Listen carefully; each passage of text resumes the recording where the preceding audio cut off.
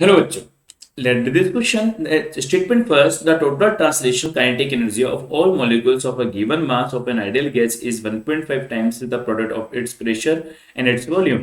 Statement second. The molecules of a gas collide with each other and the velocity of the molecules changes due to the collisions. आइए बेटा, हम दोनों questions के solutions को देखते हैं बेटा. क्वेश्चंस के दोनों स्टेटमेंट हमें जो बोलना चाहते हैं वो ये बोलना चाहते हैं अकॉर्डिंग टू स्टेटमेंट फर्स्ट कि जो ट्रांसलेशनल काइनेटिक एनर्जी होती है, टोटल ट्रांसलेशन जो काइनेटिक एनर्जी होती है वो हमेशा क्या होती है, 1.5 टाइम्स होती है किसके, product of the pressure and volume के. देखो हम जानते हैं बेटा, जो टोटल गैस के मॉलिक्यूल्स होते हैं किसी बीकर्स में किसी कंटेनर जो गैसेस भरी जाती है तो उसके जो गैस के मॉलिक्यूल्स की जो टोटल ट्रांसलेशन काइनेटिक एनर्जी होती है, टोटल ट्रांसलेशनल काइनेटिक एनर्जी जो होती है, ट्रांसलेशनल जो काइनेटिक एनर्जी होती है बेटा, ट्रांसलेशनल काइनेटिक एनर्जी जो होती है, टोटल ट्रांसलेशन काइनेटिक एनर्जी, इसको कैलकुलेट करने का एक फॉर्मूला होता है F/2 nRT बेटा. ये F यहाँ पे क्या होता है, डिग्री ऑफ फ्रीडम होता है.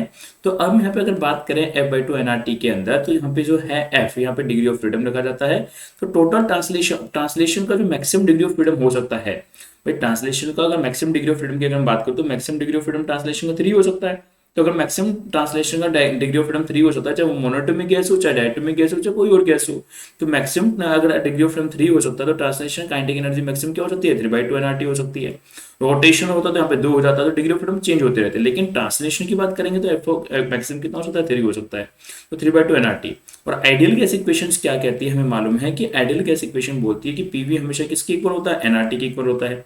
तो यहाँ पे जो एनआरटी है इसको हम कह सकते हैं प्रेशर इंटू वॉल्यूम का मल्टीप्लीकेशन लिख सकते हैं. मतलब टोटल ट्रांसलेशन काइनेटिक एनर्जी क्या है, 3/2 टाइम्स है 1 पीवी का. 3/2 मतलब 1.5 टाइम्स हो गई, 1.5 टाइम्स हो जाती है बेटा किसका, प्रेशर इंटू वॉल्यूम का 1.5 टाइम्स हो जाती है. मतलब स्टेटमेंट फर्स्ट क्या है, एकदम ट्रू है. स्टेटमेंट फर्स्ट जो बात बोल रहा है वो एकदम बिल्कुल बात सही बोल रहा है कि जो टोटल काइनेटिक एनर्जी होगी, टोटल ट्रांसलेशन जो काइनेटिक एनर्जी होगी वो प्रेशर वॉल्यूम का कितना टाइम्स होती है, प्रेशर वॉल्यूम का 1.5 टाइम्स होती है. ये बात एकदम सही है. स्टेटमेंट सेकंड क्या बोलता है, स्टेटमेंट सेकंड बोलता है the molecules of a gas, gas के जो मॉलिक्यूल्स है collide with each other. Gas के अंदर जो मॉलिक्यूल्स होंगे आपस में कोलाइड करेंगे, तो कोलाइड करेंगे तो उसकी वजह से क्या होगा, इसका टेम्परेचर हर मॉलिक्यूल्स का इंक्रीज होगा. इंक्रीज अगर टेम्परेचर इंक्रीज होगा, कॉलिजन्स की वजह से क्या होने वाला है, कॉलिजन की वजह से टेम्परेचर इंक्रीज होगा. अब कॉलिजन्स की वजह से अगर टेम्परेचर इंक्रीज होगा तो गैस के मॉलिक्यूल्स की जो आरएमएस स्पीड होती है वो is directly proportional to square root of temperature.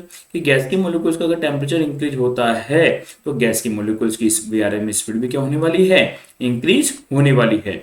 अगर टेम्परेचर इंक्रीज होगा तो स्पीड भी इंक्रीज होगी.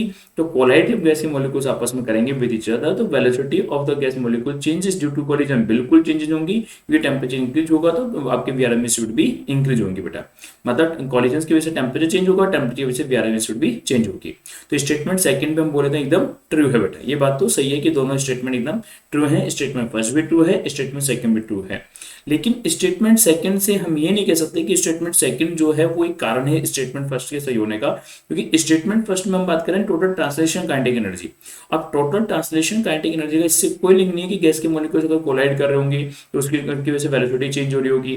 तो ये इसका एक कोई करेक्ट एक्सप्लेनेशन नहीं दे रहा है बेटा, है ना. तो मतलब जब भी ऐसे क्वेश्चंस होते हैं तो हमें देखना होता है कि दोनों अगर स्टेटमेंट सही है तो कोई ऐसा स्टेटमेंट है क्या जो दूसरे स्टेटमेंट को एक्सप्लेन कर रहा हो. तो यहाँ पे स्टेटमेंट सेकंड भी स्टेटमेंट फर्स्ट को एक्सप्लेन नहीं कर रहा है, स्टेटमेंट फर्स्ट भी स्टेटमेंट सेकंड को कोई एक्सप्लेन नहीं कर रहा है. ये अलग थॉट्स हैं और ये अलग थॉट्स हैं, दोनों बातें अलग अलग हैं, दोनों बातें एक दूसरे पर डिपेंड नहीं है बेटा. तो दोनों स्टेटमेंट आर ट्रू, बट ना तो स्टेटमेंट सेकंड फर्स्ट को एक्सप्लेन कर रहा है ना फर्स्ट सेकंड को अच्छे से एक्सप्लेन कर रहा है बेटा. ओके बेटा, थैंक यू.